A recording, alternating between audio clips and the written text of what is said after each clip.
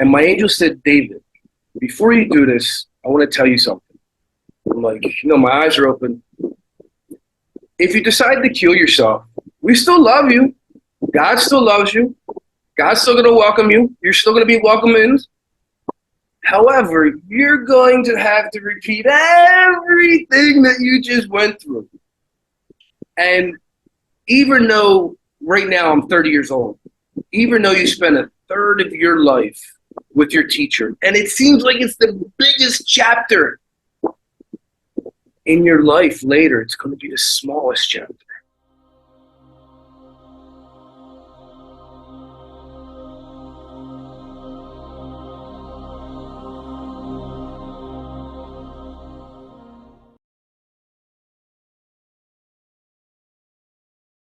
Thank you so much for joining. I'm very excited to hear your story. I know your story, but our listeners haven't. So I'm just going to hand the floor to you because I'm sure they'll be intrigued. I just think you are a fantastic storyteller. And I was watching your videos. I was just like, tell me more. So I'll just hand over to thank you. And this is David Chi, everybody. That's what you know yourself as, right? Yes. So my real name is David Waschko. But I named myself David Chi on my social media because I do Tai Chi and I created my own Tai Chi system. So I was doing a little marketing, so I named myself Tai Chi. But I just wanted to take this opportunity, thank you so much for giving me a voice and a platform to tell my story. I feel this is my destiny to help people connect to God or whatever they believe in, deepen their connection, and, and inspire people to just, be a better person. So I guess my mind, in my sense, I'll give you a little pass because in order to see my mind how it is now, you got to kind of understand my past, what I've been through. So I grew up in the housing projects of Philadelphia in the United States. And my first memory when I was 6 years old, my mom tried to kill me and my brothers. And long story short, my mom and my dad, they separated. And my mom was a barmaid, she was an alcoholic, physically abusive all the time. My dad was making a lot of money, but left us to live in the projects. And my dad and my mom separated. My mom lost it. And, she wanted to, kill herself, kill all of us and, just end her life and start over. And, she cut the hose to the gas, to the stove. And, me and my two brothers were upstairs, and my brother went down and realized what my mom was doing, and she was smoking a cigarette at the same time. And so we had a plan of, my brother was trying to take me. I'm 6 years old at the time. My brother was trying to take me down the steps and run out the door, but my mom stopped us, kept me inside, pushed them out. I ran back upstairs. My other brother wanted to do the same thing, and again, my mom stopped us, kept me inside and shut the door. And in the projects, in the housing projects, they're metal doors. It's like a safe. It's like a bank vault. You need a ramming truck to get in. So my brothers went and, called my aunt and the police were coming. And I remember sitting on the couch with my mom and I beat my trauma, but it still gets me sometimes. Yeah. And it doesn't get me because the pain that I'm feeling, it gets me because I'm feeling my mom's pain at the time. So the most important thing that I was, I didn't want my mom to be hurt. So my mom put a blanket over my head that my grandma made me. And I remember I could still see, I'm watching the TV and I could still see Action News and Jim Gardner. I remember his name. And, I was crying because, I didn't want my mom to be hurt. So police came knocking on the door and my mom decided she's still smoking a cigarette. And my mom decided that she was no longer going to kill me and her. She was just going to kill herself and tried to open up the door and push me out. But the police came in, arrested my mom. And I remember my mom going to the police van and her rocking it back and forth. And it was a painful moment just seeing my mom in handcuffs. So my mom went to the hospital for 2 weeks. I remember going, staying with my dad for those 2 weeks. And this is the first time I ever lived with my dad. Well, my dad had a gambling problem. My dad was making, now this is 1984. My dad's making $5,000 a week and letting us live in a project. So my dad was driving from Philadelphia to Atlantic City every day to gamble. he had women problems as well. So once the 2 weeks were up that my mom got out of the hospital, he sent me back to live with my mom. Now, my mom's not better, but my dad was that selfish and his addictions were that strong that he chose his life over the safety of mine. So growing up in the projects, my dad was never around. I saw my dad once a week, if that. He gave my mom 125 hours a week.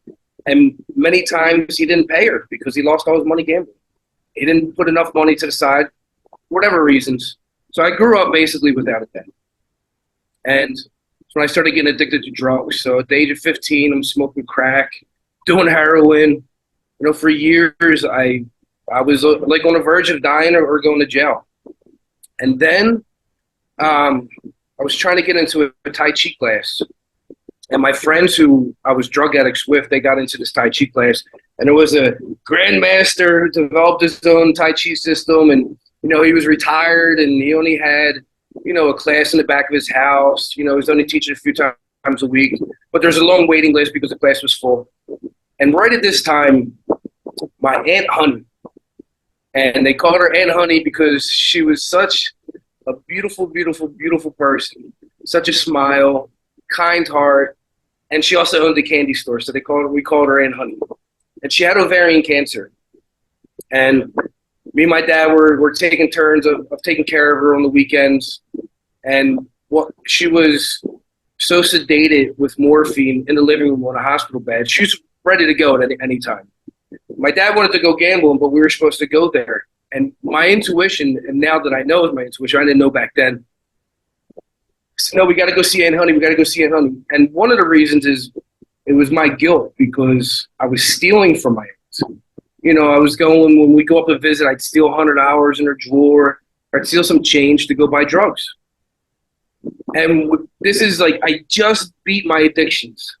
So when we went to go see her, like I finished beating my addictions. I'm clean for like a month. And I held her hand and I told her how sorry I was. That I was doing all that.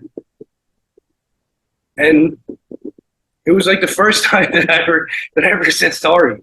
My mom never said sorry for trying to kill us. My dad never said sorry for letting us live in the projects. My brothers never said sorry. Nobody in my family's ever said sorry. So it was like the first time. And I was able to get all this guilt off my heart while I'm holding my aunt's hand and telling her how much I love her. And right at that moment, as I finished, she died. And whatever happened, the angels come down, opens up the door, a chariot comes in, God comes down, whatever happens. I was there at that moment.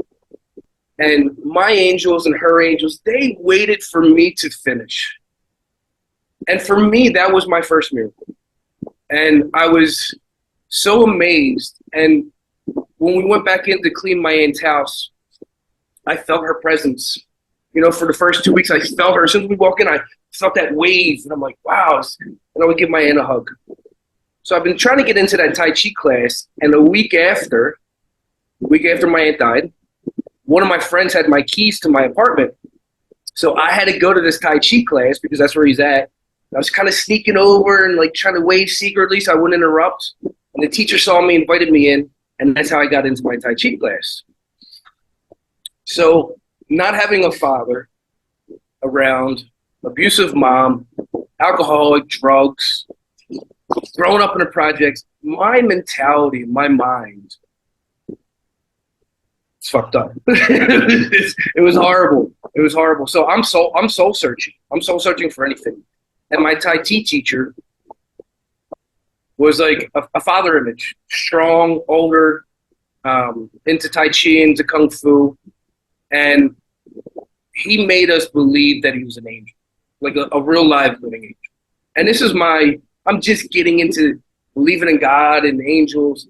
And he was able to manipulate not only me, but many people in my Tai Chi class. And, when you do Tai Chi, if you're into Reiki or if you're psychic, you have energy in your hands. Everybody has energy. Some people know how to utilize that. And when you never felt it before, when you feel it, you're amazed.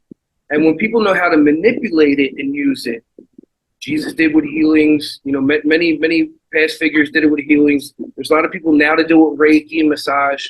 So not knowing any of that and then feeling it and being manipulated to believing that this man was sent by God to help us and teach us. That's what I believed. And at first I didn't know he was gay. And at first I didn't know he was HIV positive either.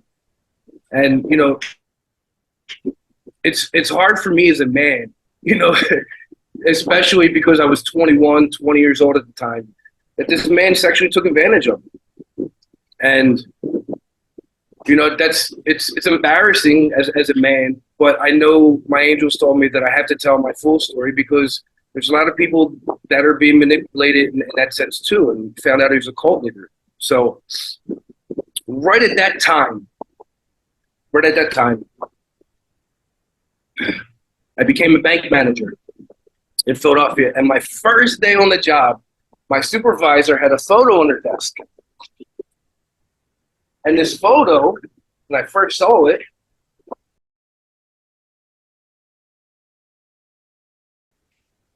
I said, holy shit. I seen the head, I seen the wings, I seen the gown. I said, where'd you get this from?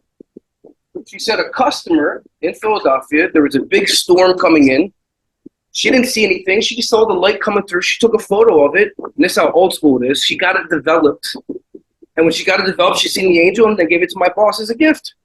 So I wanted this photo. Now I'm believing in angels and God. I got my teacher. So I asked for a copy of the photo. I blew it up to an 8x10. I'm giving it out to all my family and friends. And I lose the photo. When I moved to Florida, my teacher bought a house in Florida, and I bought the house next door. So when I was moving, I took it out of the frame, put it in the book so I wouldn't lose it or get it damaged, and I lost it. While I'm living next to my teacher, for 6 long-ass years, I didn't have this photo. So I felt like I fucked up. I felt like I did something and the angels, just left me in my mind. And then me and my teacher had a phone out. Long story short, made some Tai Chi DVDs. I saw who he was. He tried to rob me and steal from me and take the DVDs after we paid. And crazy story. That story's in the book. And I moved away from him. And me and my teacher were so close, even after the fact that he manipulated me, even after, molested me, that I bought burial plots next to him and his children. I was the protege of the lineage was coming to me next to teach as a teacher. And I bought burial plots next to him and his children. I'm going to be buried next to my teacher. I bought the house next door to him when he moved. He was my heart. I have this is a Jewish tattoo, and this is a Kung Fu Tai Chi tattoo. Both of these tattoos were for him. In reference to him, because it was my angel. It was God sent me my angel. And during this falling out of the DVD, he says to me, "You will never be buried next to me." And it broke me. It absolutely broke me that I ran to the beach. And at this time, I was a police officer. I ran to the beach to kill myself. He broke me down that much. And I'm sitting there with the gun in my hand. And I'm seconds away from doing it. Because if I couldn't have that life that I imagined with the angel, then what's the point of living? That's how he fucked my mind up. So as I'm ready to do it, I cocked the gun back. And then the first time I heard my angels, and I don't hear voice, I'm schizophrenic. I hear it's my own voice, it's my own head, but it's a different frequency. I can tell there's a difference. It's not my consciousness. And my angel said, "David, before you do this, I want to tell you something." I'm like, my eyes are open. If you decide to kill yourself, we still love you. God still loves you. God's still going to welcome you. You're still going to be welcomed in. However, you're going to have to repeat everything that you just went through. And even though right now I'm 30 years old, even though you spend a third of your life with your teacher, and it seems like it's the biggest chapter in your life later, it's going to be the smallest chapter. So even though it seems so big right now, it's really, really small. And you're going to have to repeat everything that you went through, from your mom to your dad to your teacher, all those, the drugs, all that pain, going to have to do it again, because that's what your opportunity is. Your opportunity, it's not your test, but it's what's making you who you are. It's giving you that strength. If you didn't have those situations, those events, you wouldn't be who you are right now. And it hit me, and I'm like, one, it hit me because I knew it was them. And it hit me because it all made sense. And I didn't kill myself. And it changed me. Then I moved. But before I moved to Florida, right before I got the angel photo, there's another story. Because this story has to do with my son.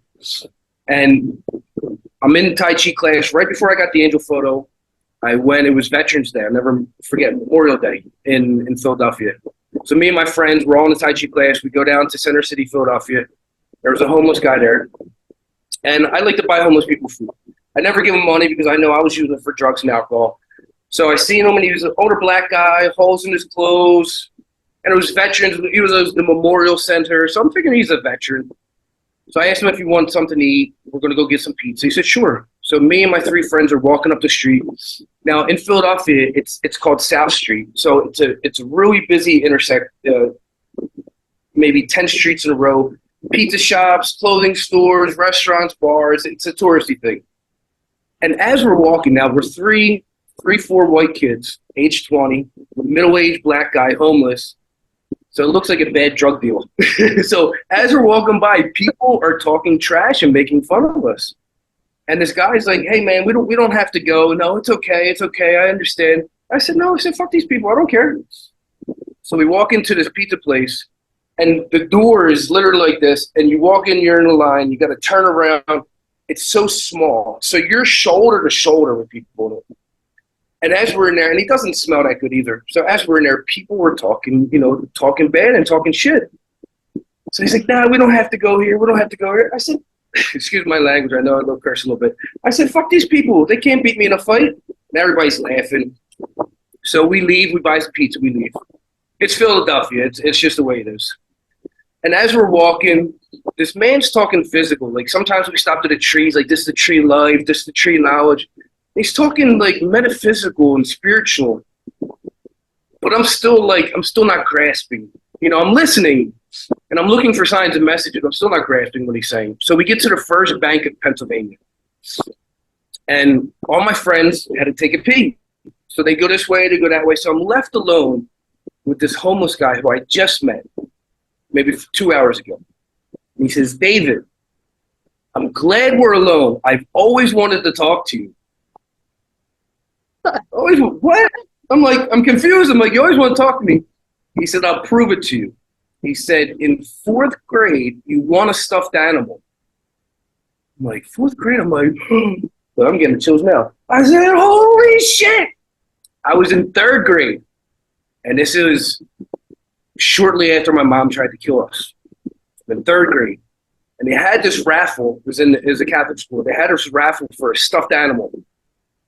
And I wanted this stuffed animal. It was something like I wanted because it was a comfort thing. And I didn't eat lunch for 2 weeks. I kept on giving my money. So I didn't eat lunch for 2 weeks. And the day of the drawing, I'm in 3rd grade. The day of the drawing, my teacher went to call the name out of the principal's office. So they moved our classroom into a 4th grade classroom. But I'm only in 3rd grade. As we're standing in the back of the room, they call my name over the loudspeaker that I want a stuffed animal.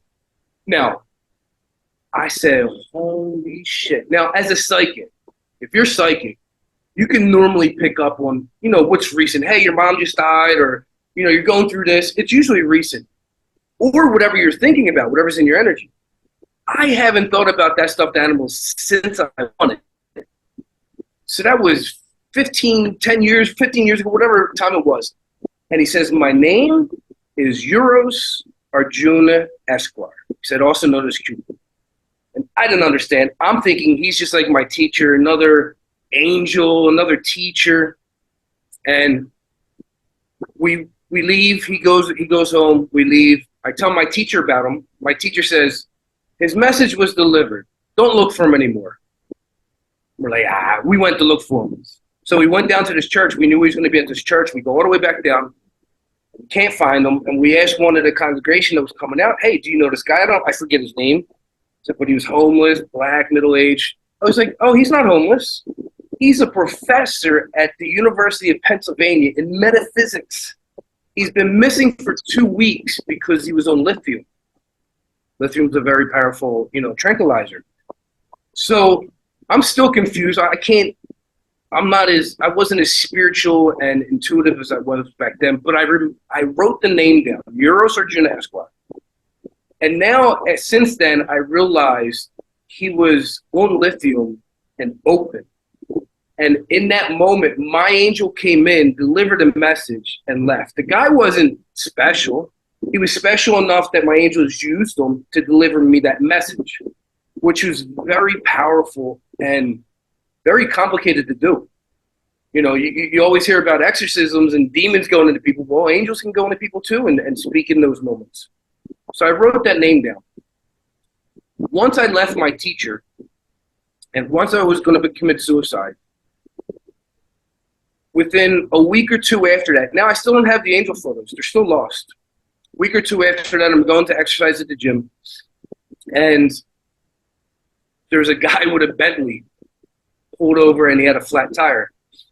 I said, let me help. So I'm helping him, and I said, can you, do you need help and everything else? So long story short, I get him a tire inflator. He paid me to go get it, but I gave him back his money. He calls somebody, tells him that I'm a Tai Chi teacher and this and that. So that was ended up my first documentary. While I'm doing my first documentary, I moved to a different house. And as I'm unpacking, that photo comes out. The original photo. I said, holy shit. So I said, you know what? Let me not be stupid this time. Let me scan it. This way, I'll always have it. It'll always be my computer. And when I scanned it, that voice came back and said, play with the colors, play with the tint, play with the shadows. I just got a new computer, so iPhoto popped up. And when it popped up and I did it and I started playing, that photo came out. Wow.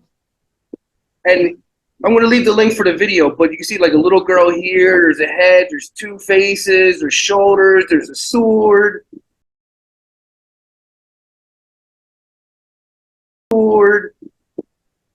And if I wasn't sitting down, I would have fell over because I immediately saw an angel holding a little girl, and I saw other faces. Now, this is just the clouds of the sun coming through the clouds. The original person who took the photo doesn't have the second photo because they never scanned it on. And right at that moment, I remembered the name, Euros Arjuna Esquire, because I wrote it down in my book. So I went to go look it up, and when I looked it up, Euros is another name for, Cupid, baby angel. Arjuna is a famous warrior from the Bhagavad Gita, a Hindu warrior, and Esquire is a gentleman. So I said, let me look up this guy, Arjuna. Arjuna has almost the same identical story as me at that time, so I'm still fighting my teacher. And Arjuna was a famous warrior with the bow and arrow. The famous story, he could hit both wings at the same time off a fly in mid-flight with an arrow.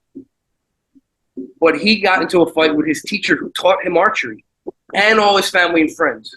And at this time, I'm fighting my teacher who taught me Tai Chi, and he turned all my friends against me. So all the people that I was drug addicts with, all the people I grew up with, they all turned against me because they were manipulated as well. So it was the same story. Well, right then, Martha, right at that time, it connected with me so much that I knew, and this is my first documentary that I'm starting to make, and I'm helping somebody for free, teaching them Tai Chi, massage, and everything, and I knew I was going to be okay. So even though I just wanted to commit suicide, 2 weeks later I got the angel photos, and it was mind-blowing for me. So fast forward, I created my own Tai Chi system, created my business, and then my mom dies. And it's funny how we have this appointment today at 12:30 because famous story of mine is 12:30. Oh, that's right. So it's ironic. So long story short, my mom afterwards ended up retiring, staying with my brothers. My brothers took care of her. She was still an alcoholic, but not as much. And me and my mom's relationship got closer. And I would only see my mom a few times a year because my brother is always traveling. But me and my mom, we connected. And I forgave my mom. I love my mom. We never, ever, ever, ever talked about that day. Ever. So, as a child, you want a little comfort, you want a little hug, but we never talked about that day. And so my mom died unexpectedly. She had a heart attack. And when we went back to Philadelphia, we were cleaning out her house. And she had these lottery tickets. And she always played my birthday, my brother's birthday, even my dad's birthday, her birthday. And I remember holding them, and I grabbed them, and I kept them because I played a lottery too. And my brother, my oldest brother, had a girlfriend back in high school. Now, my brother's in his 50s now. Had a girlfriend back in high school who he didn't talk to since high school. And all of a sudden, she calls him out of the blue. She died in a car accident and came back with gifts. So she can see spirits, she can see angels. She's very intuitive. She hears. And she says that my mom was contacting me. My brother's like freaked out. My brother's not a believer. So we all go to him Facebook Messenger and we're talking, and she's giving my brother all these signs about old songs that only he would know, and it's associated with his dad because we have different dads. And then all of a sudden she says, hey, I'm having trouble breathing. I'm seeing like these police lights. And I'm thinking, she's having a heart attack? Like what's going on? Like, I'm a little worried for her. And that was my mom communicating with her for the day that my mom tried to kill us. And she couldn't breathe because of the gas and the police lights. And I'm like, that's my mom saying sorry. And that was, and at that moment I said, oh, like to have, at this time, it's 2015. So 27 years prior, 37 years prior, that I never had any closure. And right at that moment, it touched my heart. And my brothers really didn't believe it, but I knew it was my mom. And I knew it was my mom connecting with her. And so at the end of the conversation, I say, hey, Mom, what's the lucky lottery numbers? Because I remember the lottery tickets. And the woman, Carol, she instantly said 12/30. Now, that's the day my mom died. My mom died on December 30th. But she said it so fast that I knew it was true. So I played, and I'm living in Florida. Of course, I played, the lottery, my brothers, all these numbers, nothing hit. So I go to the casino, the Hard Rock Tampa Casino. And I just broke up with my fiance. Still have, I'm not didn't have my addictions, but, I'm drinking, I'm doing other things. I'm having a hard time, my mom, my fiance. So I go to the casino. I'm up there for 5 days, no sleep. I'm looking at, I'm like, in my mind, I'm crazy in my mind for these numbers, 12/30, because I know my mom connected. I know it's a miracle. I feel it. So I'm looking at every slot machine number, every seat number, every model number, every jackpot number, every exit number. I'm looking for, I know it has to be 12/30. And I'm down to my last $40. And all of a sudden, roulette, 12, and then 30. So I go over to the electronic roulette machines, and I look in the history, and twice in the history was 12 and 30. Twice in the history was 12 and 30. So I said, that's it. When 12 comes out, I'm going to put my $40, my last $40 on 30. 12 comes out. And these are electronic machines. So I run over, I try to stick my money in, and it wouldn't take it. And a different number comes out. I'm like, whew. 12 comes out again. Now I'm with a friend, too. I run over, I try to put my money in, wouldn't take it. Different number comes out. I swear to God. On this angel, I swear. The third time 12 comes out, I run over, I put the money in, it takes it, I put it all $40 on 30. 30. I lost it. I said, Mom, my friend was there. I'm like, I told you. I ended up hitting it 13 times. I played for 8 hours, but I never had any evidence. I just have a story. They wouldn't give me the camera. I tried to do everything. They wouldn't give it to me. So shortly after that, me and my dad, I'm taking care of him. Now, crazy irony is my dad, I was taking care of my dad for the last 25 years. So my dad ended up getting sick. Almost died. He was in the hospital for a year straight. Had infections, colostomy bag. I'm changing his poop bag. Like, he was in pretty bad shape. He almost died many times. So he's living with me. And I said, you know what, Dad? My dad was like 88 at the time. I said, I don't have to stay in Florida anymore. My fiance left. My mom's gone. I said, let's move to Costa Rica. Let's enjoy your last few years on the beach. Let me write my book and my Tai Chi system, book of miracles in my life. And that turned into, well, let's drive to every country in Central and South America, but let's do a documentary on it. And I couldn't do a documentary on Tai Chi and, helping people. It would just take too long. So I said, let's do a documentary on good deeds. So we'll just randomly help somebody. We'll buy somebody's medicine in a pharmacy, take a photo. Buy a family the groceries in the supermarket, take a photo. Buy kids, chips and soda on the street, take a photo. And write and do a documentary about that. Teach Tai Chi for free, exercise for free. That if you have money, you have a little bit of money, you have no money, you could still help and create a difference and make a feel-good story from it. So we're doing it for my mom, in memory of my mom. And as we're getting closer, now my mom died in 2015. So in 2016, we decided to make this movie. And as we're getting closer, I said, you know what, Dad? To start the documentary on good deeds, let's give away all of our belongings for free. We're not going to sell anything. We're just going to give it away. Start the energy. So my one friend lived on the other side of Florida, and I was giving him my police gun, my Harman Kardon stereo system, my big screen TV, everything I was giving like my best friend.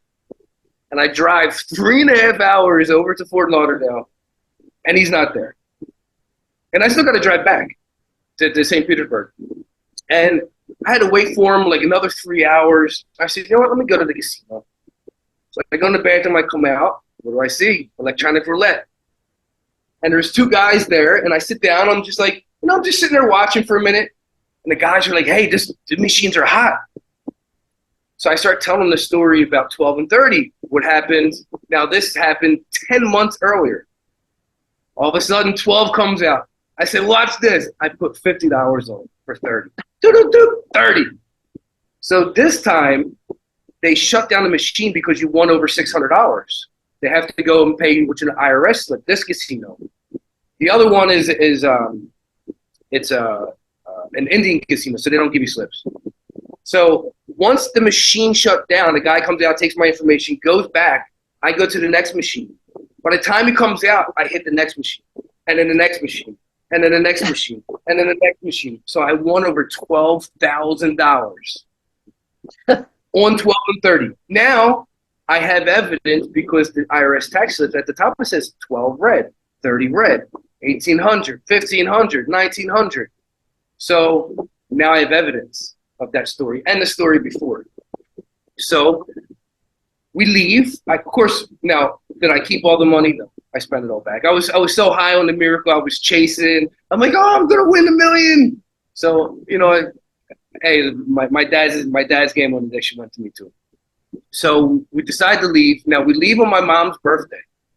Now my mom's birthday is December 13th, so we leave on her birthday to start the trip. So as we're going, we drive through Mexico. We almost get kidnapped by the cartel. That story would be in the audio book. We get to Guatemala where I did my yoga training. And I meet a brother and sister, Guatemalan, and their dad died on December 30th, 12/30. So in my mind, hey, we're doing the movie for my mom. Their dad died on 12/30. It's meant to be that I helped them. I took it as a sign of message. They're 20 and 21 years old. They were sleeping on the floor. They were eating nothing but beans for dinner. Long story short, their mom was a crackhead, spent all their dad's inheritance money. So I paid to get their passports. I said, listen, let's come apart, do the movie, be a part of the movie. They didn't graduate high school, so I put them back in high school. online tutors.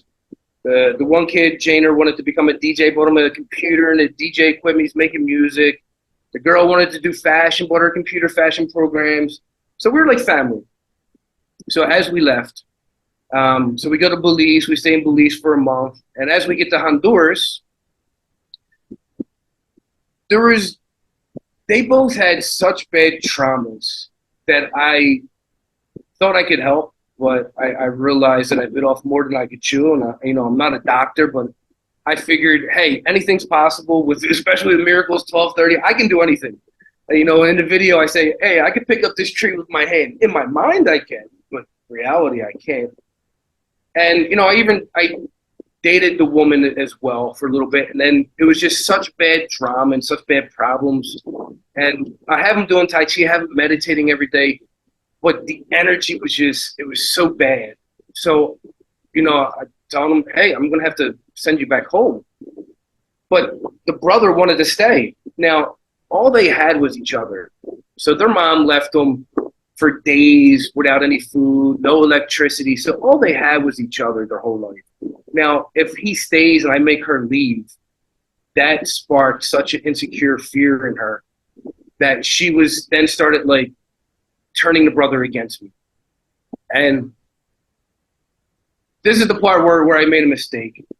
I'm not perfect. I grew up in the projects. I was a police officer. I'm strong.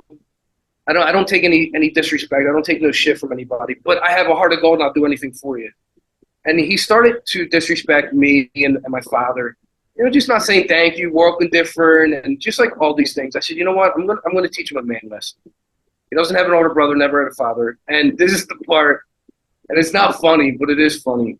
And I have a nervous laugh as well. So this is the part where I made a mistake, and I realized this mistake, and I would never do this mistake again. But, my brothers taught me a lesson. It was a slap in the face or a slap in the back of the head. And so I had my dad filming. I'm filming everything with this movie.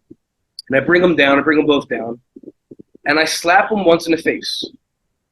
And I said, don't you ever, fucking disrespect me in my house. All the stuff that we're doing for you, you're going to disrespect me and my father. And of course, it was a mistake.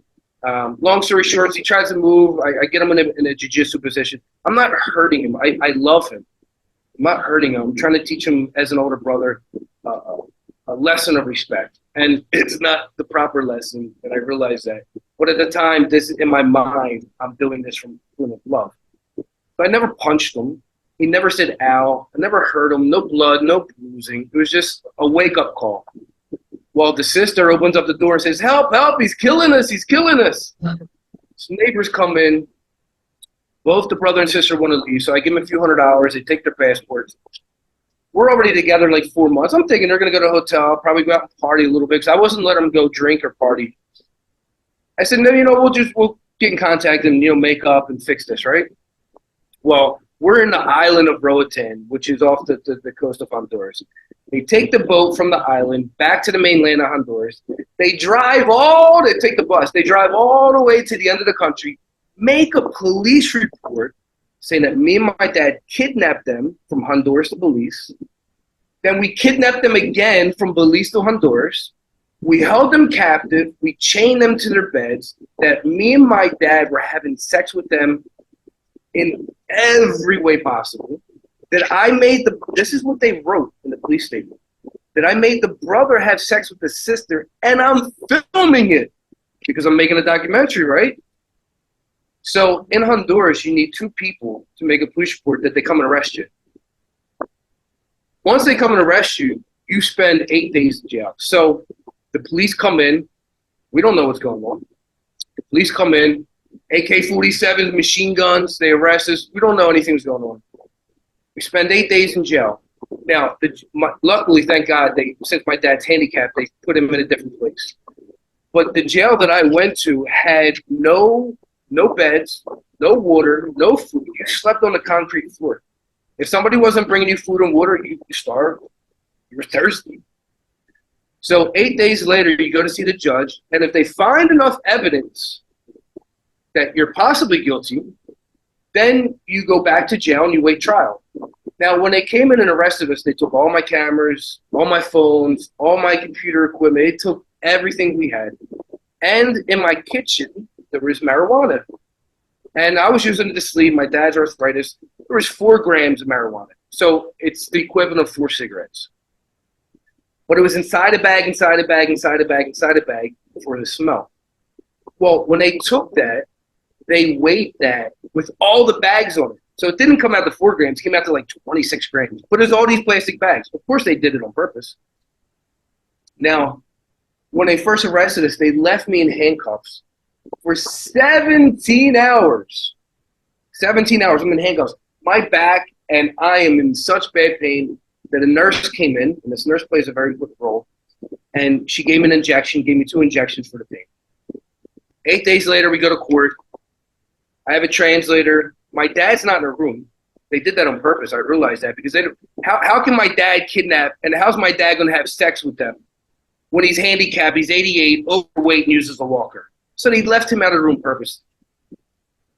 There's a guy made me take this lawyer. He was the ex-mayor, ex-governor of the city. Made me take this lawyer who has the same identical name as the judge, Jose Carrenzo.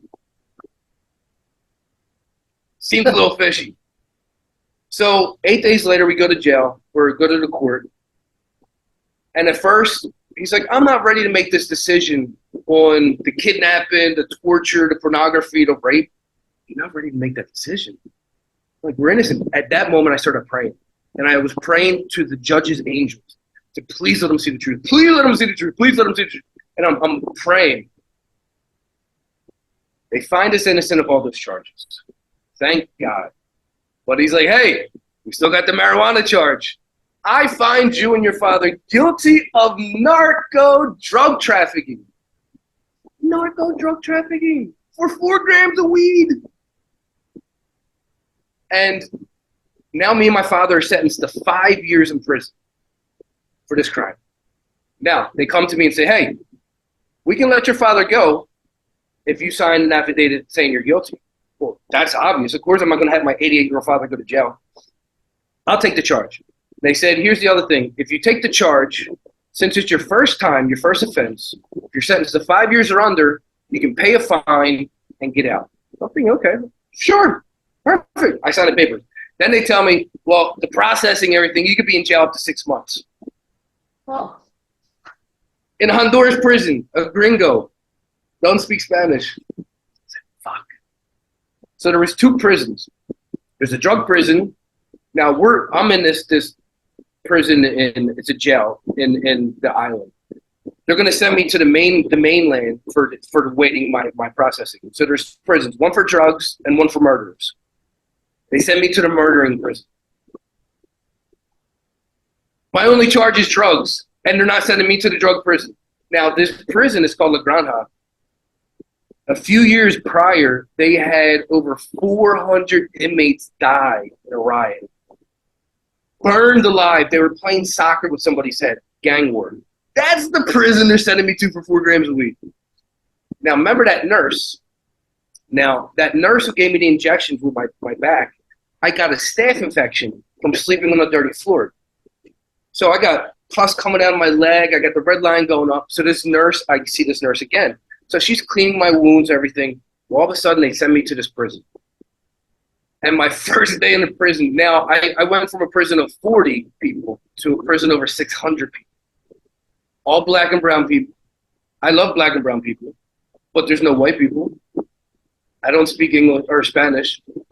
And as you walk in, you have to pay rent. So you gotta, and there's no police on the inside. See people with machetes, guns, grenades on the inside the prisoners. It's gang related. You get in a fight, you're on your own. They police their own. So you first have to walk in and pay your rent to the main prison guy. So as I'm walking in, this one guy comes up, steps in front of me, because there's a line. Now, all these people think that I kidnapped and tortured and raped these people. Because I'm all over the news. I'm all over the online media. One guy steps in front and says, I'm going to fucking kill you. So I'm like, I'm just looking at him. I'm a police officer. You know, I grew up in the projects. I know respect, but I know, like, so I just kept my composure. He moves out of the way. My first night in jail, I'm in bed. Now, in these cells, There's 40 bunk beds. So you got bunk bed, bunk bed, bunk bed, bunk bed, all the way up to the ceiling, like 5 rows. So I'm in the first row in the second seat. All the people are locked in. We're locked in for like an hour. My first night, like, and this guy says, I'm going to fucking kill you. He's on the outside. Hey, gringo, you know my mom.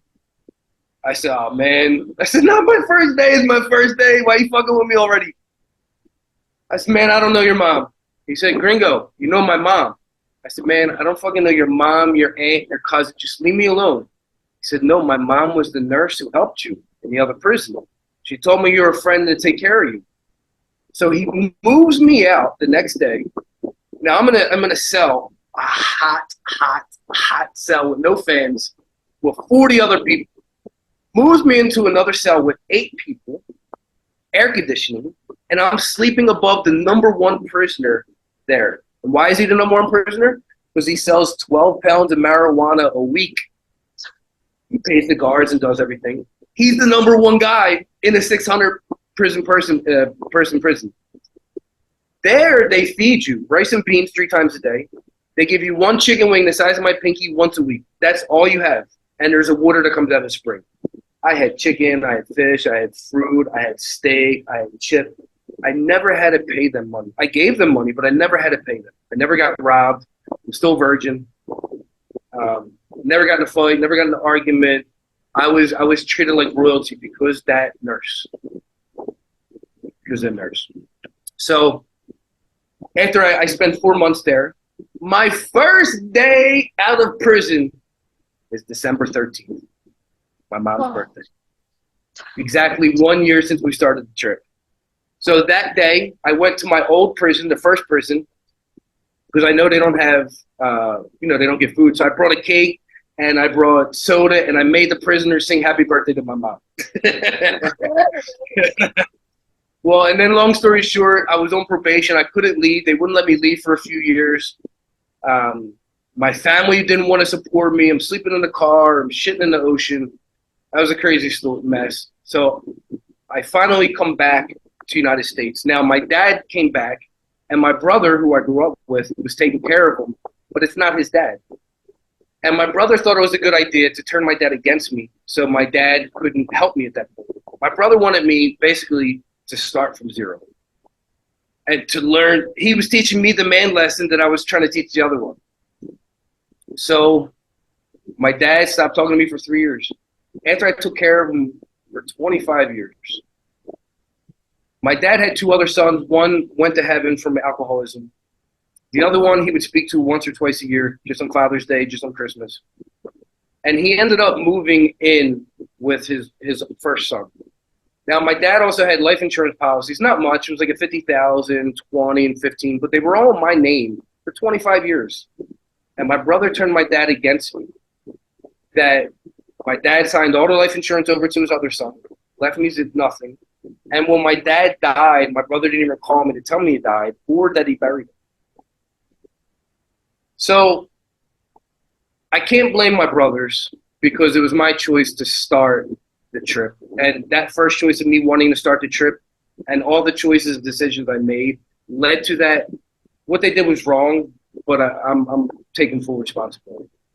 So my time with my brother,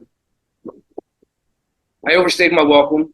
This happened during COVID, so nobody was hiring. I'm a Tai Chi teacher. I'm in Georgia now, not Florida. Finally, gotten some issues with my brother, and he kicks me out. And kicked me out of the house, no place to live, no money.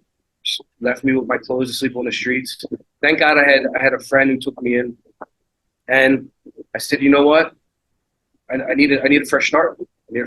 So I bought a one-way ticket to Brazil. And I knew one person here, and when I came here, the day that I came here, he moved 2 days before. So now I'm in Brazil, in Florianopolis, a language I never spoke before, a place I've never been before, and the person I'm supposed to meet lives 8 hours away now. So, but it was my time to take that month and regroup myself, for everything, reflect on everything that's been happening, because I lost everything. I literally lost everything. And all due to my choices and decisions, but I literally lost everything. So I took that month, and I've been here ever since. And that's when I got into ayahuasca. And I always wanted to do ayahuasca in the States, but it was expensive and it wasn't authentic. It was authentic, but it's not in Brazil where it started. So I waited till I got here, and I know I needed it. And I've done, mushrooms and LSD at least 500 times. So I'm in that spiritual sense where I use it to meditate. And I found a place called Tribo Nawa in Rio de Janeiro.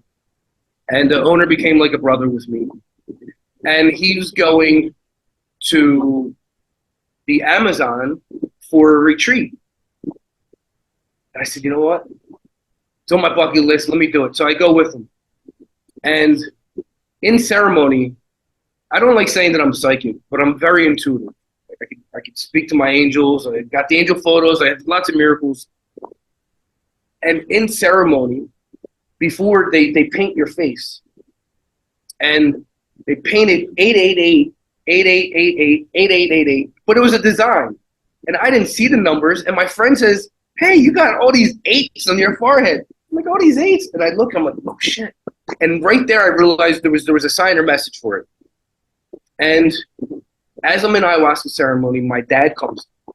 Now, I kind of blocked my dad. I was mad at my dad. But I opened up, and I'm connecting with my dad, and I'm thinking that my dad gave me the winning lottery numbers, like my mom. So now my dad's giving me 888. So I thought, I'm going to play 888 in the Florida lottery. I'm going to have my friend play it.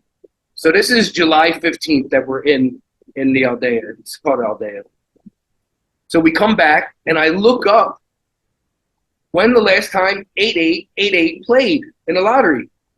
And it was only one time in the history of the Florida lottery played, and it was on July 30th, which is my brother's birthday, the one that kicked me out of the house, the one who I almost died with.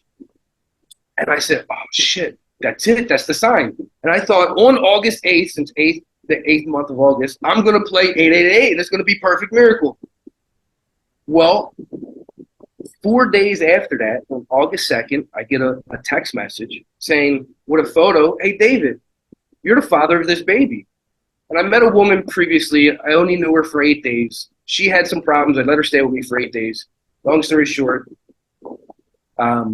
she left. She said she was pregnant, but it was like within a week. And I'm like, it was, I thought it was a money scam. Sends me this photo, and I look at it. I'm like, all babies look alike. Especially like your first day old. Now, she texts me this on August 2nd. So I wait another 2 weeks. She texts me another photo. Now, when I look at the baby, I'm like, holy shit, that's my baby. Like, I saw myself. I said, when was he born? July 30th. And it was the same day that 888 came out. Now, my dad's birthday is August 4th. That's 4-8, 8-4, 4 8s. And when I looked up on my birth certificate, the time I was born at 4:08 in the morning. So all these signs were for a birth. So I knew it was my son. And later on, I got a DNA test, and it was my son. Wow. So that is some of, and now I've done ayahuasca over 200 times in the last 3 years. I just had a double ceremony this past weekend with the same guy who I went to the Amazon with, and the Page, the leader of the Yawanawa tribe, Yakashahu. Had a double ceremony, and it was like probably my number one best ceremony. And now we're doing, I'm in partners and doing ayahuasca retreats and, nutrition retreats, exercise, Tai Chi, yoga. So, one thing that my friend Zen said, he's a Page here who runs Waschko. He said, you can never draw the circle around the arrow. So I'm always like, oh, it's all meant to be. So I'm in my mind, I'm like, it's meant for me to come here. I had my son, but it really wasn't. I could have, if I didn't make those mistakes during the documentary, if I never slapped him in his face, maybe we would have been here all together at the same time. I still would have had the person that I met and still had the baby. So since I made all those mistakes, my angels just guided me back to the right timing. So I've learned a lot of lessons and all these stories and more. There's more stories in the book, more details. But there's evidence of everything. So, some people say, oh, Jesus on a piece of toast. but I have evidence. I got the casino slips. I have, the 888 story, the photos, the history, the birth certificate. So, I'm really blessed and really lucky that, I'm able to receive all these events and situations, but more so to decipher them. It's really hard. It's like a big Rubik's Cube. Because I know your story, I got over the wow factor, but I'm sure everybody will be sitting here going, wow. Because you're the only person I know that, never mind you went to prison, but in another country where it is third world, where you don't stand a chance, and not to have something happen. I mean, it's just that is a divine intervention. In my opinion, that is what it is, because you cannot survive something like that, especially if you're out there on your own. But going back, I know you say that you shouldn't have slapped him, but if he was not the kind of person that he was, he might have got a lesson. He might have learned a lesson. So do you really think that what you did was that bad? I mean, in my part of my book, I have 18 videos. So at the end of each chapter, I tell these stories so you can see my energy. Because reading a book, like, I have nothing against Eckhart Tolle, but he's not a motivational, inspirational, type of guy. He's a little guy. So, but when you read his book, you're getting a different vision of who's writing it. So I wanted somebody to see me, to see my reaction, see my energy, see my response. Overall, I should never have to put my hands on somebody. That's I wouldn't want my son putting his hands on somebody unless it's to defend himself. And that's the overall lesson. Do I think it was really bad? No, I didn't punch him. I didn't do it to hurt him. Should I have thought of another way to teach him that lesson or have gotten rid of him? Yeah, but I didn't want to give up on them. I loved them. They were family. And I had feelings for the woman. I just couldn't be with her. She just was so much trouble. But I really truly loved them and wanted them to thrive and live. I wanted them to go back and be a yoga teacher, be a Tai Chi teacher, make money at the lake where I did my yoga training. He could be going to teach things. She could be close. That my goal was to make them, successful. I should have, I wasn't in the right state of mind, and I wasn't, who I am right now. And, I should have used, like, as I said in my video, I should have used some baby powder when I slapped them just for the effects. But obviously, I created such a trauma in them. And it wasn't even them. It was their mom, because I cracked into their Facebook, and because I had their phone, and I was reading the messages from their mom, sending them, telling them what to do. So it really wasn't them that did this. It was the mom putting them up to it. And by the way, they made that police report. Yeah. And in Honduras, the state is the witness. So they never came back. I could never ask them questions. It's somebody writing a fake story, leaving, and me getting, arrested for it. But that's a third world country. Well, the punishment did not suit the crime. No, absolutely. And here's the police never asked. Well, first of all, if they would have looked at my social media, they would have seen we were all out together at a restaurant taking photos. I took them to charity events. We went to the beach. There's so many photos. They're meditating on pyramids. How are you kidnapped? How can you be kidnapped from one border to the next? They check your car. I don't speak Spanish. Why couldn't they say, hey, help us, help us? Every border, they have machine guns. So they confiscated your videos so they could see there as well. Now, when they found us innocent, I had computers, hard drives, cameras. They said, even though we found you innocent, we're holding all your equipment for 5 years because we want to review it. They still didn't give it back to me. Even after the 5 years, they wouldn't give it back to me because they stole my stuff. They stole it. So they did. That one slap. Thank God I took pictures and some videos on my Instagram where I show what was happening during the documentary. Like Mother's Day, for my mom, I went out and I bought 50 women flowers and chocolates in Guatemala and gave them out on Mother's Day in honor of my mom and took photos. So there's a lot of good things that I did that I still have evidence of. But man, we did a lot of good things for people. And, it's okay. So I don't have the documentary. I don't have the footage. I don't have the evidence, but I have the karma. I know my intention is correct. That's it. So the thing is, because of the extreme nature that they actually put you through, could it not be that you were meant to go there? Because you did. Yeah, and when I look at it, it's always a fine line, right? It's just like what my friend said. You can't draw the arrow or the circle around the arrow. It is a fine line.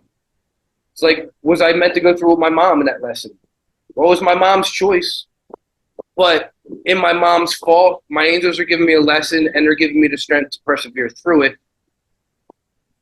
There's a video of the day before I got arrested in my book as well, where I saw my angels. I was up for a few days, and I saw my angels, and there was a blessing, and I believe that my angels, it's going to sound weird, but I believe that angels make deals with demons and negative spirits. And I believe that they made a deal with a demon or a negative entity, whatever you want to call it, that gave me a blessing. That when I went into prison, I had such a high blessing that I was protected. Because what's in prison? Demons, bad people and their demons. And I had a blessing that was put over me, not by my angels, by this negative thing that protected me and just put me in the right place at the right time, and just things just happened. So what was the cost? The cost was that, I had this demon. The demon just didn't leave after prison. The demon fed off me for years after that. Fed off me with my dad not talking to me. Fed off me with not getting life insurance money. I have nothing in life. I lost everything. Not feeding off me when my brothers tried to put me in jail and threw me out on the streets. They fed off me. I dived back into some of my addictions as well. So it's, that demon says, if angels come to the demon and says, hey, you can feed off him. There's a possibility you could die, possibility you can get back in addictions, possibility you can ruin his destiny.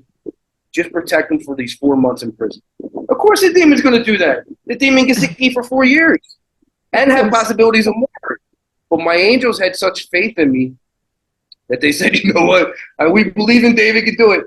But if I didn't have that protection in jail, you get one fight in jail. Oh, you don't think that's another way to extort me to keep me in longer? One fight I could have been in for a year. What if I would have got stabbed? What if somebody tried to stab me and I stabbed them? I'd still be in prison. I was looking at 60 years in prison. Yeah. Well, I agree with you. I've also been in some very hairy situations and nothing ever happened. And I've always said, I'm sure I have a guardian angel that walks with me, because things could have gone so wrong. And I know, in the early days, we could hitchhike around.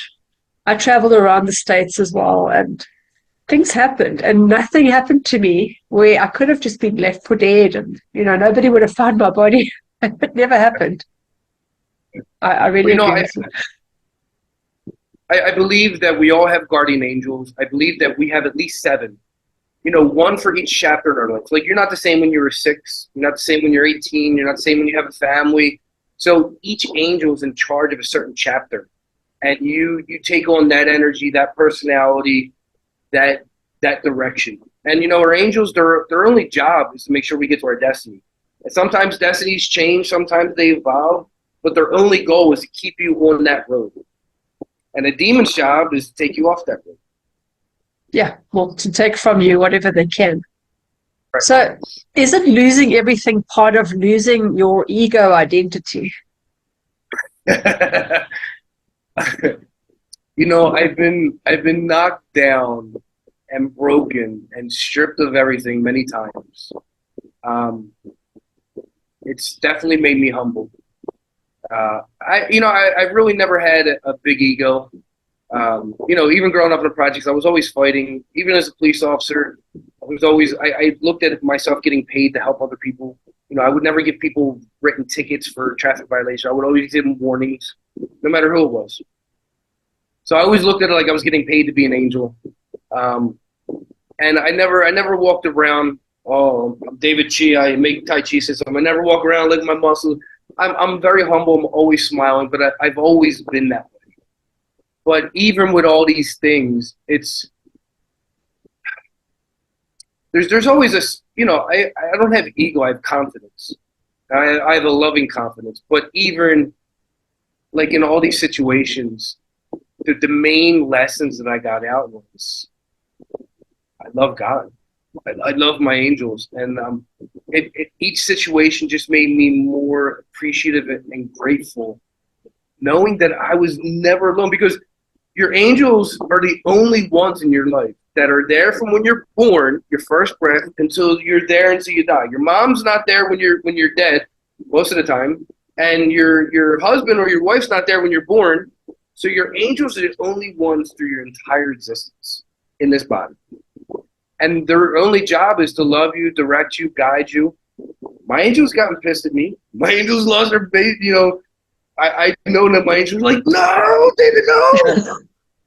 I know that, you know, they'll be laughing at me when I get up there and I see them again.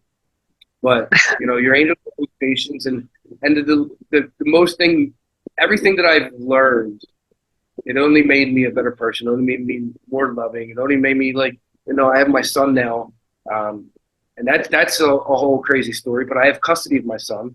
I finally got custody of my son, so I'm a single father, and it just made me a better father through all my experiences. You know, because I'm going to share with him. My son's going to know the truth. I mean, I wrote a book. You know, I want him to read it. I want him to know my mistakes. I want him to learn, so he doesn't have to go through it. But I'm going to be very disciplined. But I'm going to be more loving. You know, I'm going to be the father that I never had, and I'm going to be, you know, a nurturing person, and hugs and love and, you know, supportive and everything else. So all these things, you know, each heartache. And here's one thing too, you know, my mom never apologized, my dad never apologized, my brothers never apologized, never said sorry for anything. It made me realize all my faults. It made me be the first one to say sorry. It made me be the first one to make things right. I was very spiteful and revengeful. And after what my brothers did, especially like doing that against my dad and my other brother and just trying to get me arrested, throw me out on the streets, I could have been very spiteful and revengeful. I could have got them fired from the jobs, from their past histories of being drug dealers and going to jail that they never disclosed when they got hired. And I remember having those urges to do that. And I looked in the mirror, and this was when I was living with my friend who took me in. And I looked in the mirror, and my angels were speaking to me, and they said, you have to stop that family cycle.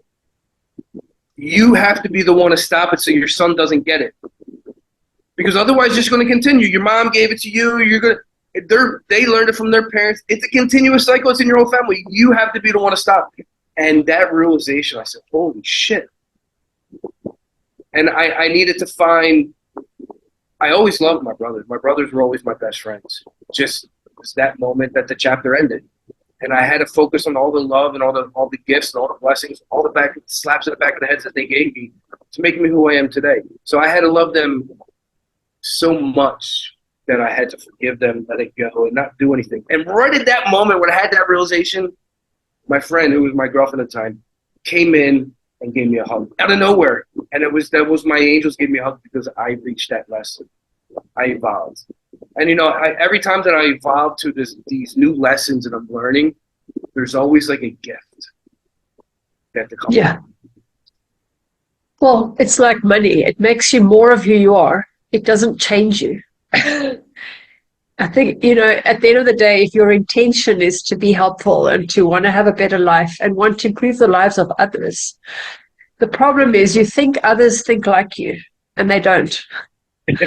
So that's where you get sucked in, because you're pure of heart, but they are not. And it's that discernment you learn, and it's a hard lesson. And I don't think, honestly, I mean, you might think you deserved it. I don't, you know, maybe I'm sure you don't think you deserve that. Oh, no, no. But to have that kind of mentality that says, "Oh, let's punish him. Let's do this. Let's lay a police charge against it," and never hear from them again. They've never said sorry. Have they reached out to say anything to you after all that time? Here's the other thing. So they've never reached out. They blocked me. But, you know, I was a police officer. So I know how to get around, make up the profiles and stuff like that. I reached out to them just recently because I finished my book. So I thought in my mind, you know what? Let me reach out to them. I'm going to give them one chance. Hey, I just finished my book. Obviously, what you did was wrong. You know that I never did that. I'll give you one opportunity. Make a video. Make a video and say, you know what, David? We're sorry that those things never happened. We're sorry we put you through that. And that is it. And I'll include that video in my book to give you the forgiveness. So people's not going to think of you that way. And they blocked. And I even wrote the girlfriend of the guy and the girlfriend's mother. I said, I'm all the same message. Because obviously they're telling a different story than what really happened. So part of my book is in English, Spanish, and Portuguese. And this isn't the revenge part. This is kind of the karma part. So I'm doing advertising where I met them.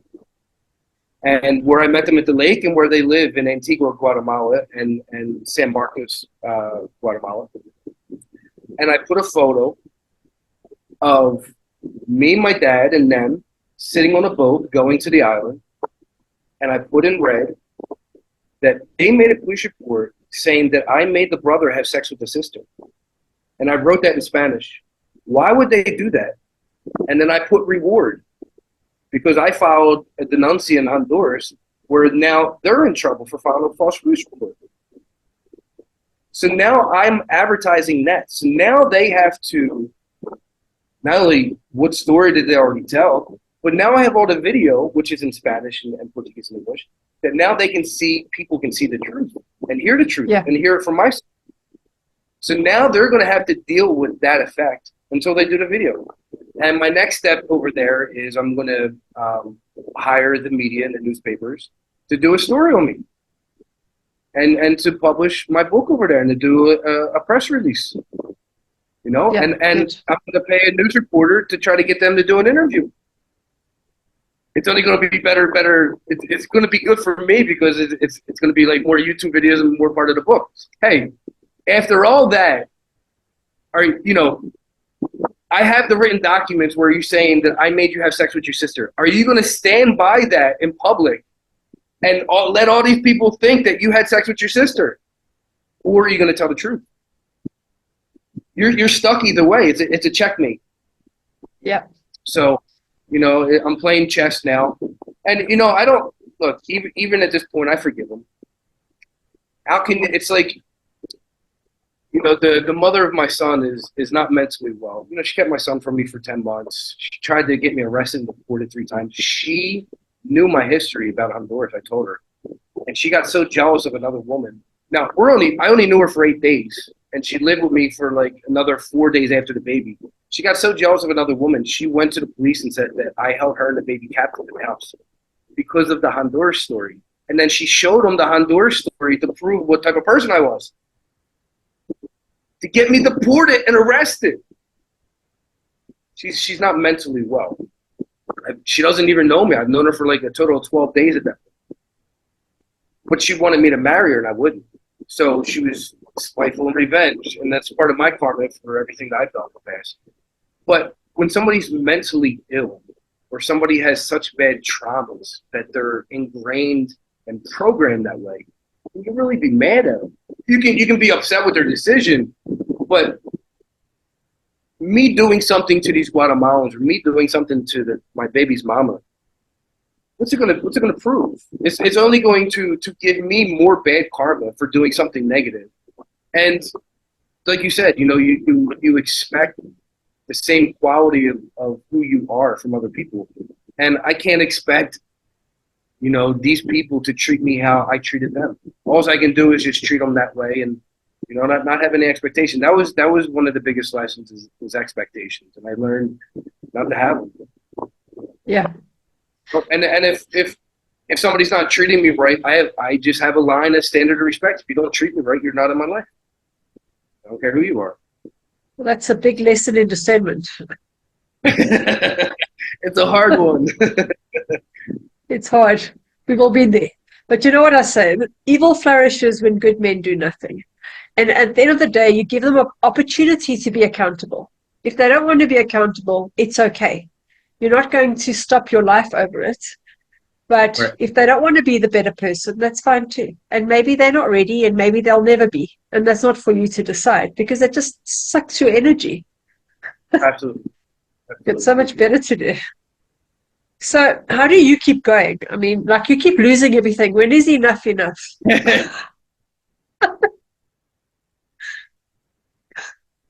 Moved here. Here's the crazy part. When I moved here, it was during COVID. So here, the miracle is when I was living with my brother, it was like a year, and it's like my time was up, and it was like, you know, I overstayed my welcome. He had a crazy girlfriend, didn't want me in the house, and so he got me a job where he worked, and I don't want to disclose where he worked, but I got a job for a week, and then COVID hit. So I was working for a week that I could prove that I was working, so I got the COVID payments from the government, which was the miracle. Then I got kicked out, but then I got kicked out of the house. But the COVID payments would start, but they would stop. So I saved up enough money to buy the one-way airplane ticket. And when I got here, I still had problems with COVID. They would give me money, they wouldn't give me money. So I said, now's the time I got to find like an online job. Otherwise, it's like, you know, I need to do something. So I found this one job. It was like, it's basically calling Walmart's, checking inventory, but they only pay you while you're on the phone. So I had no computer. I had nothing here. All I had was a little bit of clothes. So I had to go into the mall, and they had like the pay per hour computer. So I was able to save buy a little headphone. I'm in a cubicle, so I'm trying to, like, cover myself so nobody can hear the background noise. I had to do that for a while until I made some money to buy a used computer, a broken computer. Then I was able to work, from home, from my apartment. And then I found another job, and I don't want to disclose where I'm working either, but it worked for a real estate school. So they basically teach people how to buy and sell homes, and flip them, buy bad homes, flip them. And they're really good people. They've treated me awesome, treated me well. They have like these events like every 6 weeks. So and I'm only getting paid for 30 hours, 35 hours a week, but I don't work 35 hours a week. So during this time, I may work 3-4 hours a day, and then the rest of the time I'm writing my book. So, and it's minimum wage, but in Brazil, that minimum wage, like I have a 2-bedroom, 2-bath house that's $250 a month rent. Oh. My electric is like $100 a month, $50 to $100 a month. Food's a lot cheaper here. So even though I'm making minimum wage, I'm able to survive. And I could be working my other job at the same time as this, but I said, you know what? I need to write my book. I need to really focus on my book. So I took the last year and a half, and making these videos took longer than actually writing the book. Yeah. And then I had to translate it in Portuguese and Spanish, and so I was able to do that. Now I got that finished. I'm still working the same job, so I'm surviving. And now I'm working on my second book. And my second book it's a daily inspiration and, positive mantra quotes for every day. So all the quotes that I've been doing since I opened up my Facebook, all the positive things I've been saying and doing, taking all that and putting that into the book. And, nice. Making another ebook or make an app, like a planner, so when your alarm goes off, it'll have that quote for the day. Something you can, think about, reflect on. Yeah, lovely. Well, if people think their life is bad, they just need to read your book. Yes. And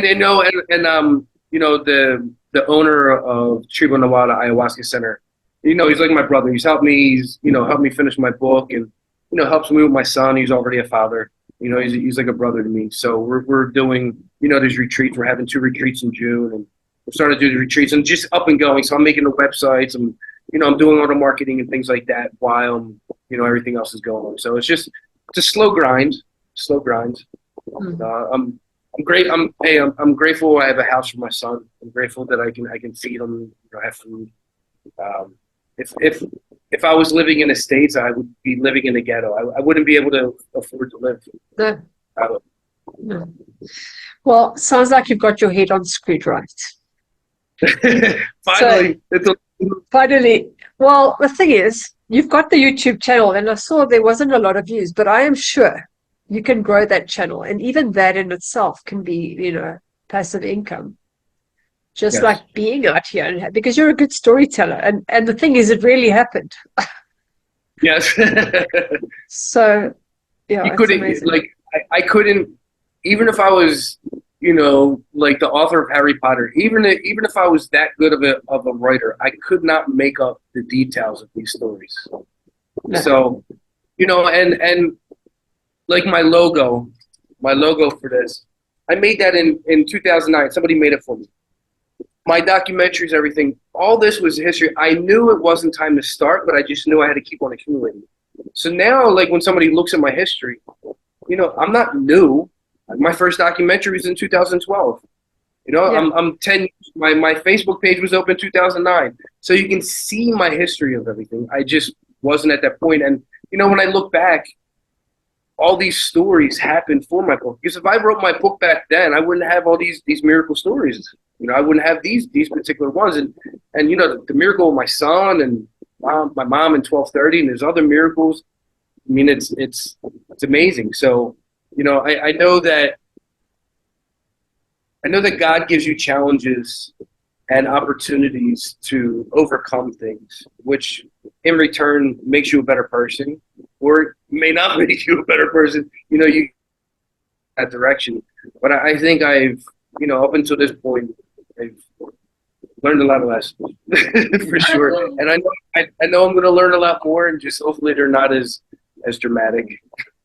Well, when you die, they'll say he certainly threw himself into that. He lived life to the fullest. Yes, And that's what it's about anyway, right? If you don't take a chance, you'll never know. If you didn't fly down there, you would never know. yes, And sometimes people they die, to me, they die because they're just living this mundane life and their soul left. They could still be alive, but they're dead inside. And who wants to yeah. live like that? No, absolutely. You give up. You give up. Certainly not. I I just know. wanted to ask you a question about ayahuasca. I did ayahuasca once, and that was terrifying. And I'm too scared to do it again. But I just had a question about it. I saw the lady that was singing. She was the shaman. She came to sit on me, and she was singing to me. But when I looked at her, I saw the Lady of the Dead. Why did I see that? Was that normal? Is it normal to see skeletons? Now, describe, like, it was over her shoulder. She turned into She it. was it. She was the dead She was. person. She was a skeleton with this long black hair and this white skeleton face. So there's so many different. When you're going through ayahuasca, you know, first of all, you have your entire life experiences. You have what's currently going on in your life. You have where you're doing your ceremony at. You have, you know, there's what we do here is we have the pages from the tribes come in, Yawanao, Queen. So there's music made just for ayahuasca. So it also gives a different experience. Now, if you're seeing that, it could be, you know, rebirth. You know, it's not just that woman. You could have been seeing the reflection that your angels wanted you to see of, hey, maybe this part needs to die, or maybe this part of you is dying and something new is coming. Ayahuasca, I've done ayahuasca over 200 times in the last 3 years. I do it every weekend. And for me, it's my connection with my angels. I've seen all kind of crazy things. But what I do is, here's what I tell people. You need to do it at least 10, 15 times. Ayahuasca is like surfing. And when you first get on, you're falling over. You can't control nothing. You're drowning. You're swallowing everything. After like the 5th time, you're like, oh, okay. This is all right. I'm riding this a little bit. Did you do hape? I don't know what it was. I don't No, know. hape, the tobacco where they blow it in your We nose. drank it. It was a tea. Okay, so there's two different medicines. When you come to Brazil, they do two different medicines. So there's ayahuasca, which is the tea. It's the plant and the vine boiled together. And then there's hape. Hape is a tobacco and other Okay.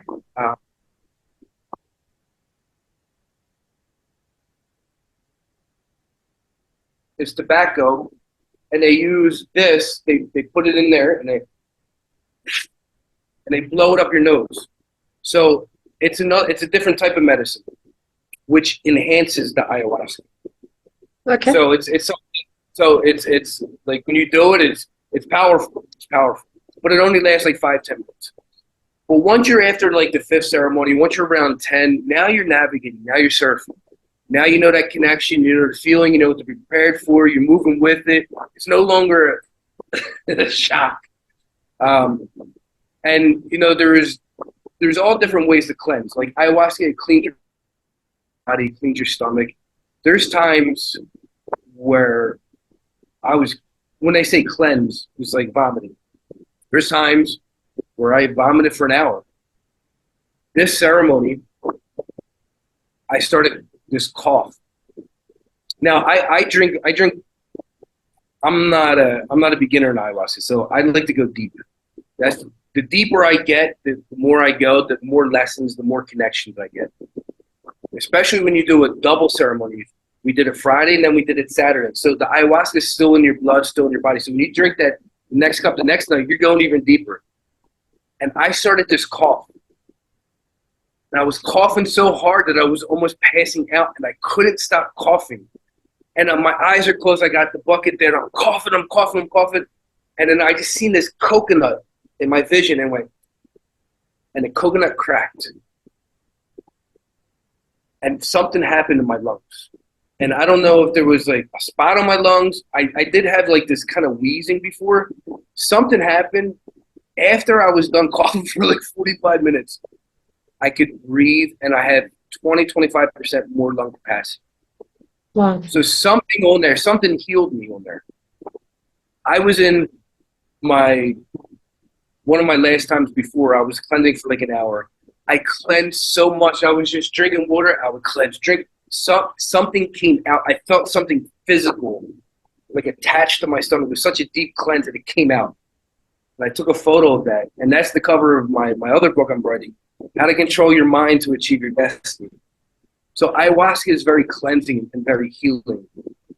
It's also very, very spiritual and it connects. Whatever you believe in, to me, I connect with my angels, and it's like a meeting. And they're like, okay, you got this problem, this is the answer. Okay, you need to do this, this is the direction. And it's constant. It's a business meeting. I'm just like, I'm taking notes. And there's maybe out of the 200 times that I've done it, more than 200 times, there's maybe 3 times where I didn't get a lesson. It was just like a maintenance, like relax. But each time I'm getting something, and it's multiple. It's only made me a better person. Yeah. So well, I found it brutal. You're very brave. Well, and you know, I tell everybody, ayahuasca is like a yoga class. You have different teachers, you have different studios, you have different music, you got different systems. So our music is the indigenous tribes from the Amazon, which normally in the beginning it's prayers without any music, and then it's a party with music. Like it's like people are dancing, and then it kind of levels off. We're still music, but it's mellow and chill, and then we do it till sunrise. So it's all night long till sunrise.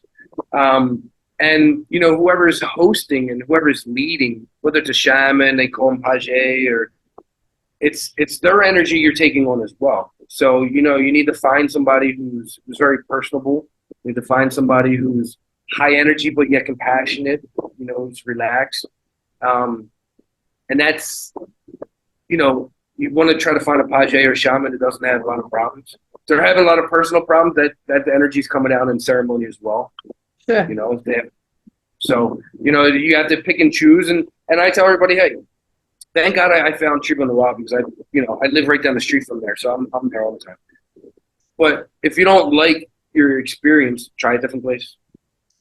it's the connection that you're searching for. And if you can't find that perfect environment, that perfect, situation, then try another place. You know what scared me though? I had mold on my lungs, and I landed up at ICU a couple of times, and I couldn't breathe. And I thought, it's psychosomatic, it's not physical. And that's why I went. And I said to her, is it safe? Because I can't breathe. If I need to go on a nebulizer, can I still do it? And she said, no problem at all. And she put the nebulizer in another room. And then she took the ayahuasca as well. And I thought, if I needed to go to hospital, there was no one who would be capable to drive me there. And it was very irresponsible for me to do that under the life-threatening situation that I was in. So for me, it was just a matter of keeping myself, being able to breathe to get through the night. And I think that is what my biggest fear was, because that she shouldn't have said yes to me. Well, if you were in that situation where you had trouble breathing, because ayahuasca, it does raise your heart rate, it does lower your heart rate.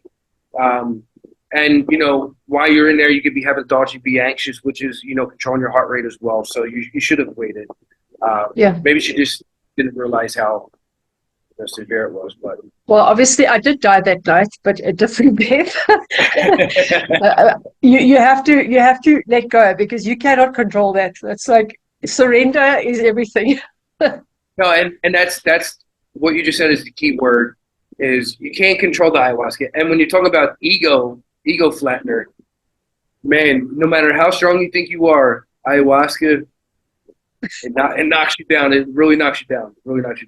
There's times like, I'm cleansing for an hour, and there's times where I'm like, oh my God, like I feel like I'm gonna pass out, and I'm just going, but afterwards I feel great. Like doing 2 ceremonies, when I do a ceremony, the day after, I feel fabulous. So I want to tell you one more quick story. Sure. So the day before I was arrested, I tell you, that I got the blessing from that negative spirit. So once I came here and I started ayahuasca, I decided to travel.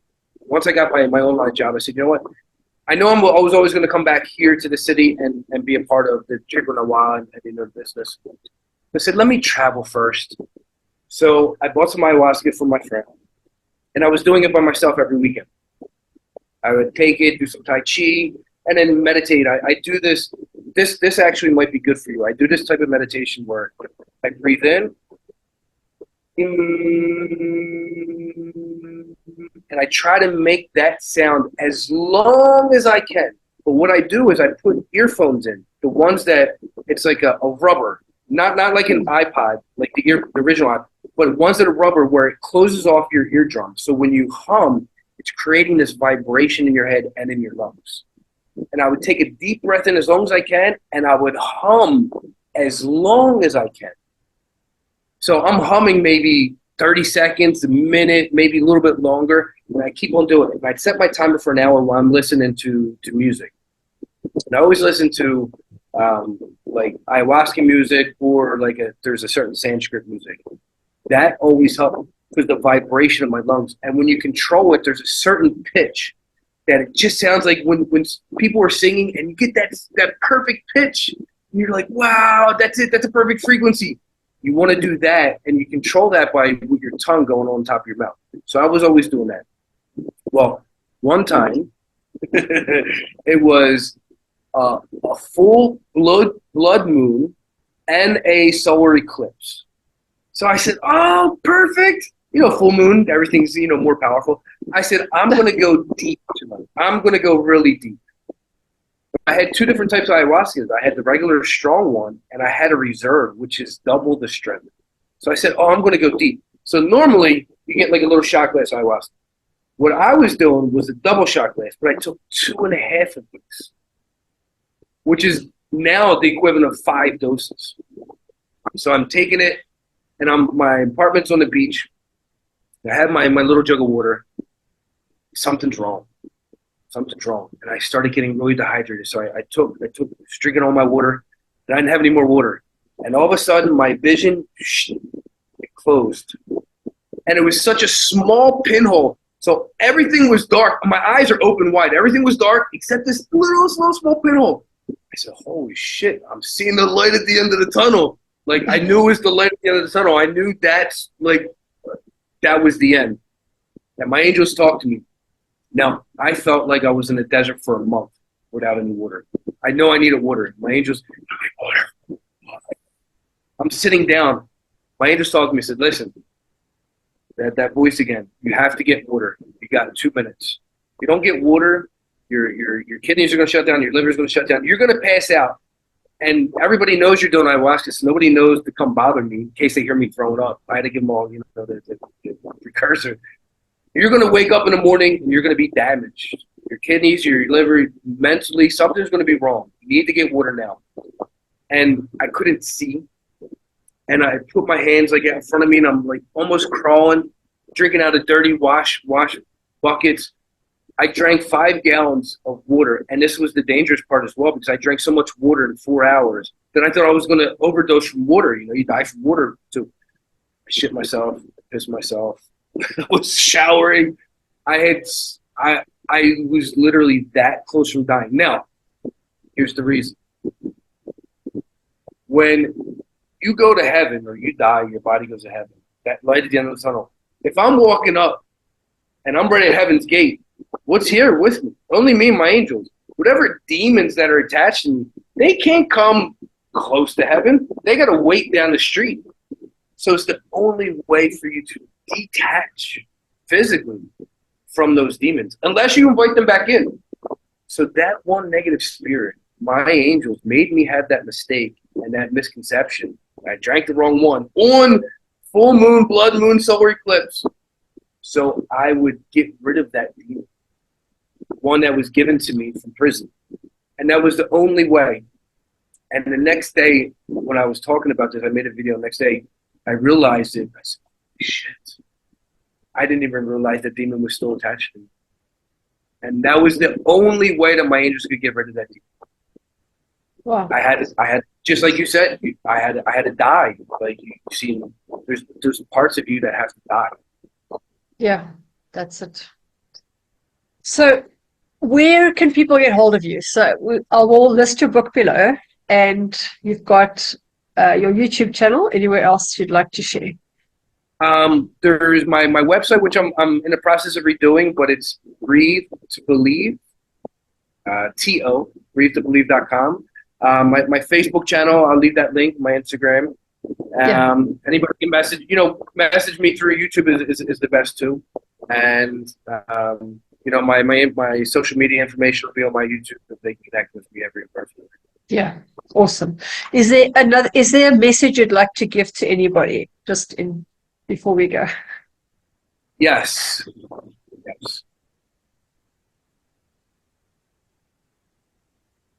Even when you're in a bad chat,